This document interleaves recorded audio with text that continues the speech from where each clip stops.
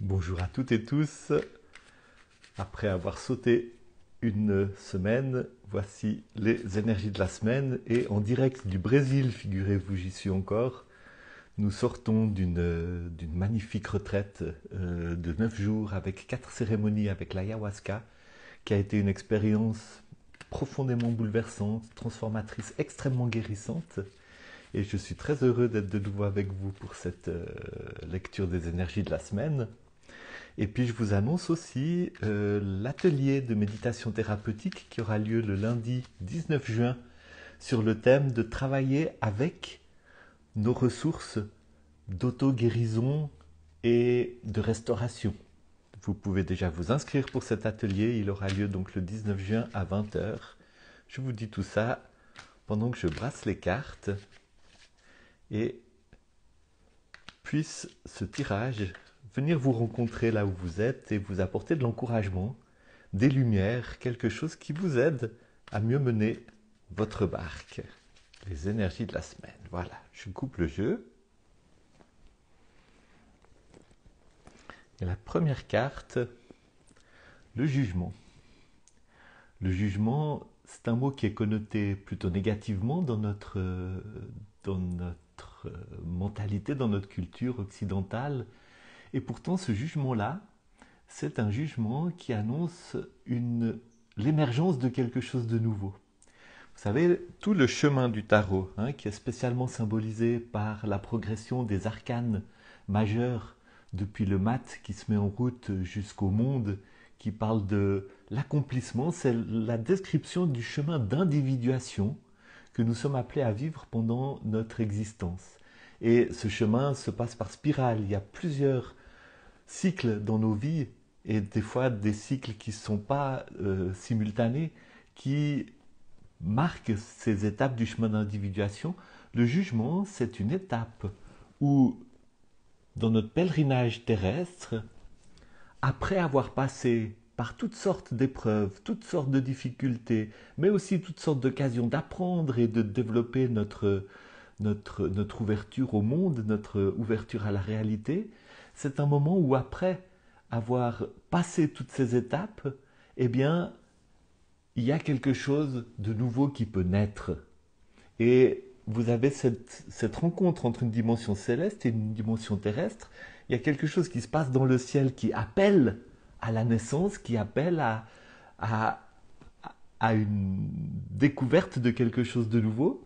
Et puis, il y a ce personnage qui sort du tombeau sous le regard ou la bénédiction, ou en tout cas dans la présence de ces deux personnages qui semblent représenter Adam et Ève, ou des parents idéaux, ou quoi que ce soit. En tout cas, il y a dans le jugement l'annonce très forte et l'appel aussi à passer à quelque chose de nouveau, quelque chose de complètement nouveau, marqué par un renouveau de vie, marqué par un renouveau d'énergie qui s'accorde très bien avec le thème de cet atelier du 19 juin d'ailleurs.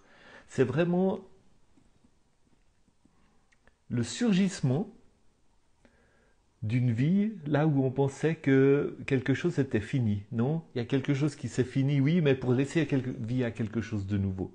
Il y a une histoire, il y a une image du phénix, il y a une image de la guérison, il y a une image d'un nouveau départ, de quelque chose de très fort. C'est un arcane majeur d'abord, et puis c'est un arcane majeur vraiment très, très important. Voyons ce qui sous-tend cette carte du jugement. Un autre arcane majeur, la justice. C'est rare d'avoir deux arcanes majeures qui sortent dans un tirage de 3 cartes. Donc il y a une certaine solennité, il y a une dimension un peu sacrée dans ce tirage. La justice, elle parle de mettre les compteurs à zéro, elle parle de régler les dettes, elle parle de faire justice. Et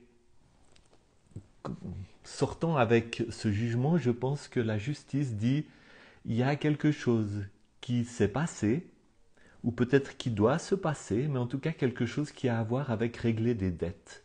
Peut-être régler des dettes karmiques. Peut-être voir là où vous vous devez quelque chose à vous-même que vous n'avez jamais vraiment réussi à vous accorder parce que vous avez toujours fait passer les besoins des autres avant les vôtres.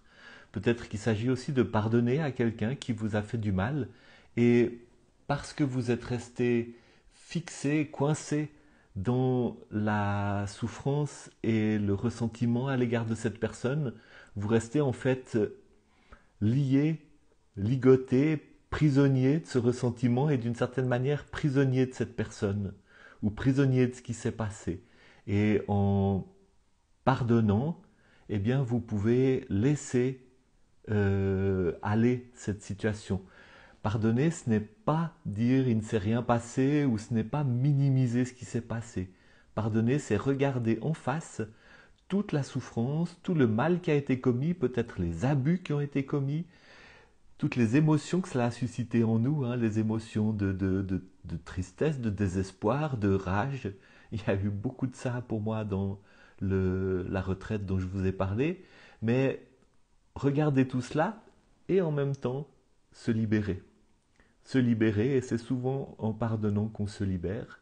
Peut-être aussi c'est de vous rendre compte qu'il y a des gens à qui vous avez fait du tort et par rapport auxquels il y aurait peut-être une démarche à faire de réparation.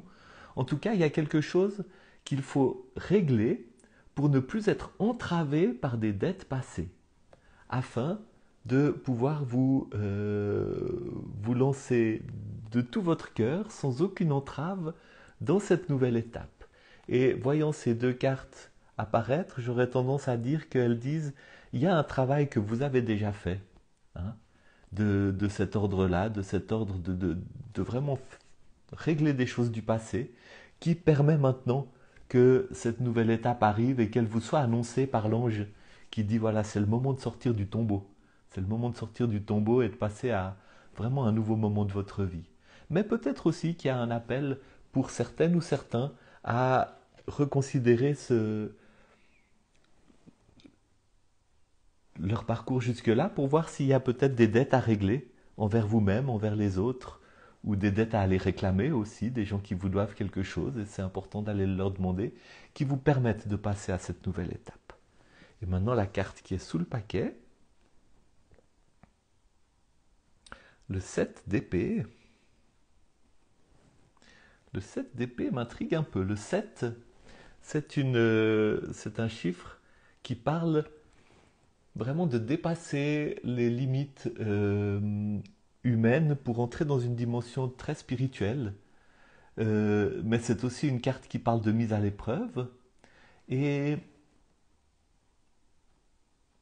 l'épée, bien sûr, c'est toujours la pensée, c'est la parole. Alors voyons ce que dit ce 7 d'épée. Ah, voilà, le 7 d'épée, il est en relation avec la justice qu'on a tiré tout à l'heure. Je vous lis mon texte, les notes que j'ai prises sur ce 7 d'épée. Il parle de codépendance, il parle de quand on cherche à aider l'autre d'une manière dysfonctionnelle. Le 7 d'épée nous dit arrêtez de considérer l'autre comme incapable ou irresponsable.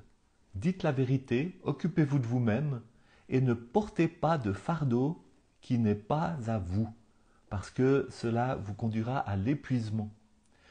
C'est aussi une carte qui vous dit de ne pas vous enfermer dans la critique de vous-même. Et ce 7 d'épée vient donner une information sur la justice, là où vous avez besoin de régler des dettes, là où vous avez besoin de vous libérer. Eh bien, c'est de relations qui probablement que vous êtes en train de vous rendre compte ou de penser à des relations. Il y a des relations dans lesquelles en fait vous avez pris sur vous les fardeaux de quelqu'un d'autre. Vous avez cru que c'était à vous de vous occuper de quelqu'un parce que ce quelqu'un n'était pas capable de s'occuper de lui-même. C'est faux. C'est faux. Vous vous enfermez et vous enfermez l'autre quand vous êtes dans cette attitude-là. Et la justice, c'est d'aller couper. Vous voyez, il y a aussi une épée dans les mains de la justice et c'est de dire non, je reprends ce qui est à moi, je prends responsabilité de ma vie, de mes sentiments, de mes émotions, de mes actions, de mes choix, mais je laisse à l'autre la responsabilité de ses sentiments, de ses actions, de ses choix. Je ne vais pas essayer de le manipuler, je ne vais pas essayer de le contrôler, je ne vais pas non plus me laisser manipuler ou contrôler par lui. Je vais trancher, je vais régler cette dette-là, je vais rendre à l'autre ce qui est à lui, la responsabilité de la vie, de sa vie, et quelque part lui l'honorer de ma confiance que effectivement c'est lui qui est le responsable, c'est elle qui est la responsable de son existence, de sa vie, de ses choix, et que ce n'est pas à moi de le porter pour lui ou pour elle. En faisant cela, vous libérez la personne. En ne faisant pas cela, en restant dans cette fausse croyance que vous devriez faire quelque chose à la place de l'autre, manipuler l'autre, contrôler l'autre, euh, agir d'une manière qui serait nécessaire pour l'autre, hein, eh bien vous l'enfermez et vous le privez de sa dignité d'adulte appelé à prendre soin de sa vie. Donc ça vient compléter, informer cet arcane de la justice qui parle de régler des dettes et de trancher et de vraiment être extrêmement clair sur qu'est-ce qui est à moi, qu'est-ce qui est à l'autre. Voilà, c'est ça qui permettra l'émergence pour vous d'une nouvelle phase de votre existence marquée par beaucoup de liberté, et par une nouvelle énergie vitale. Merci beaucoup et à bientôt pour le tirage de dimanche prochain.